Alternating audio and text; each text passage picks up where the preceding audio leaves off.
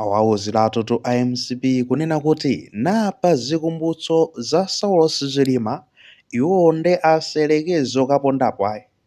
Ena onse ndolandiridwa kaya iwe ndi wachipanizanji iwetu ngolandiridwa komano inu nokha IMCP ayiso okambanso kumakhala ndani anjawalatu kumata kukamba motsindika osatinso kuti kapena chani ayi mosapsiyatiranso live MCP yokha ayi tionere limodzi ka video aka akuti pa zifukwa zotani kodi kamene karuka kuchokera ku Times pa Times Exclusive tipitiliza nkhani tikambeko ziwiri zitatu pamene kumalizitsa.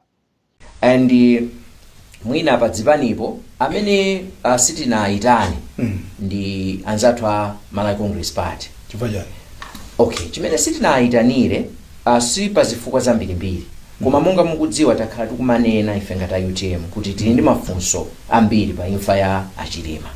Ndiye sitikufuna kuti pamene iwo aja akubwera chifukwa chonena kuti anthu ena achipani amayang'ana bendi diso lina poopera kuti mwina pasakakhale zinthu zina chifukwa kitanena kuti ndi bwino kuti pakadali pano asabwere.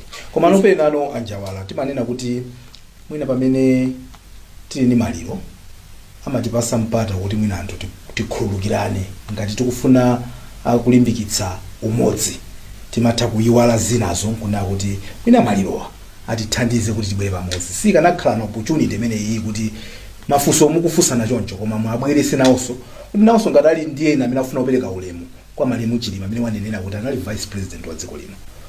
Pongo akaniza choncho simukwaweruza? Hayi sitikwaweruza.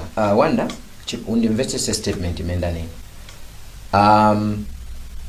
Ifeyo ngati anthu sitikutanthauza kuti sitikuyenera kukhululukirana. Kukhululukirana timakhululukirana ndipo tinakhululukirana. Komano chimene tikupangira zonena kuti apa pakakhala ma supporters a chipani. Ndipo wopa kuti ino mwalo kuti mwambo uyende bwino mwambo ukhale wachikondwerero pakhoza kuyambika mwina ena kumazumidwa ena kumakuwidwa sizinthu zopatsa ulemu. Singala nkhule ma supporter amenewo.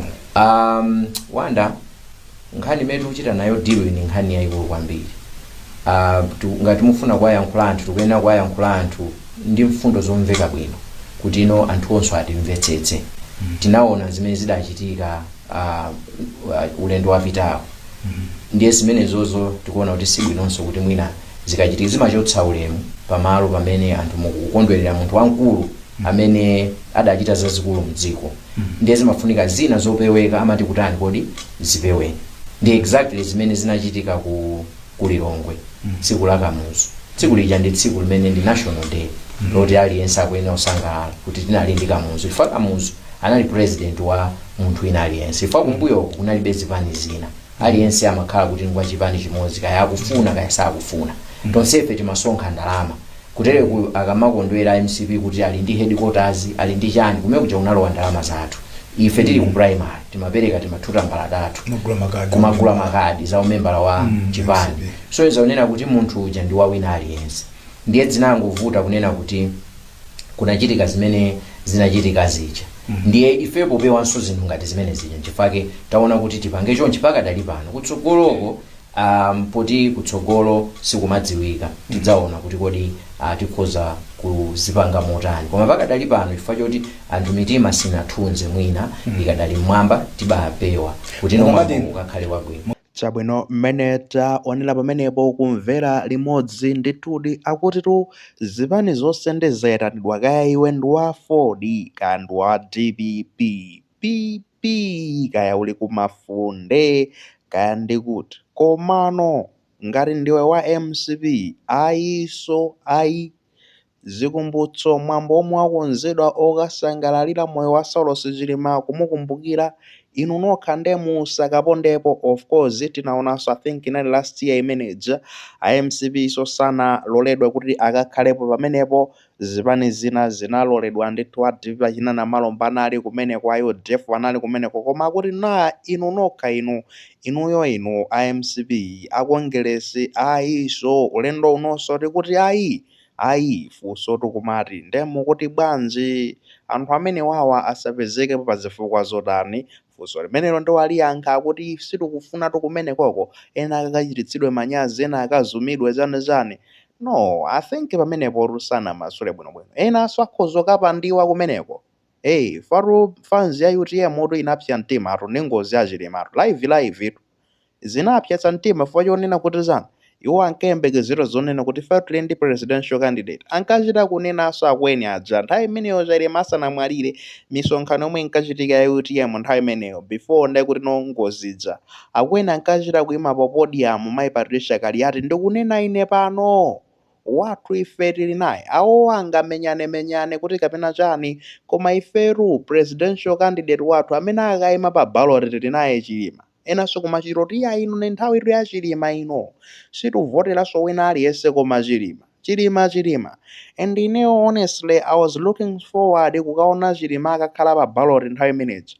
So unfortunately anapezeka anamwalira munthu uja sanafike koma chisankho chija ndiona ngati chikanachema kwambiri chikanapeba kwambiri having Chilima ndekuti chani pa ballot chifukwa chani kunakakhala mkoke weni ndekuti bwezi kuli timu ina yomweno ukayipatsa moto kwapita muthalikoko ku DPP timu ina ukayipatsa moto ndekuti kwa Chilima timu ina ukayipatsa moto ndekuti kwa MCP ya achakwera bwezi ndekuti mkoke wake sindale zake sizikanakhala zamasewera ine I was so much interested kuona kuti ndale zinakasewera motani pamenepo komabe nkhani ndizotitu akuuzidwa amenewo aku MCP akuti musakapezeke nkhani zake ndi zimenezo kukapindilana mashati ndi zina zoterozo anthutu anthu anakwiya ena nkachitoni ndine shago ine ngati munamvera kwa audio kena kake mbuyo ine ndikomanda wa Chinyamata ku UTM koma ndisindufuna amene akapezekepo tingavulazaneko kumene kwa MCP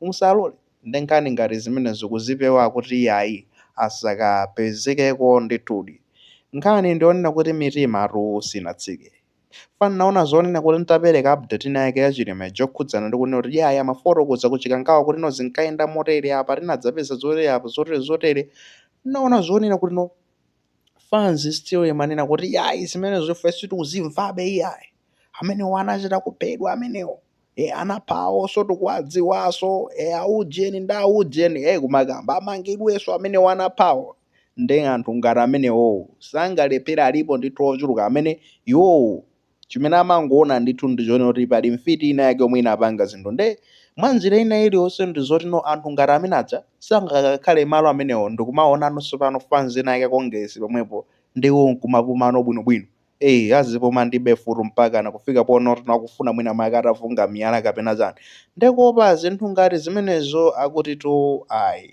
funso lokhululukirana magayi kodi tingakhululukirane akutitu sometimes we are capable of forgiving but forgetting no we can't forgive and forget akutitu tili nkuthekera kuti timatha ndithu ifeyo kukhala pasi ndikukhululuka ngati anthu eti koma sitingakhululuke komanso ndekuti ndikuyiwala nthawi yomweyo sizimatheka ena amene forgive and forget akuti khululukani ndipo muyiwale mabala kaya sizimatheka kuyiwala it's not possible mabala amakhala chani anakalipobe so ife tikhoza kukhala ndi mawishes one kuti tikufuna kukhululuka awafuna akhululuka ndizona ati akhululuka koma chani mabala aja amakhalabe anakalipo akupwetekabe gabu ije makhale nakalipobe mukuyipangabe few ndi zinthu ngati zimenezozo zimathabe ndekuti kumapangisa anthu ena akuti athe kumapanga react even though ali ndi ma good intentions ono afuna atakhululuka komanso nkhani zoti akhululuke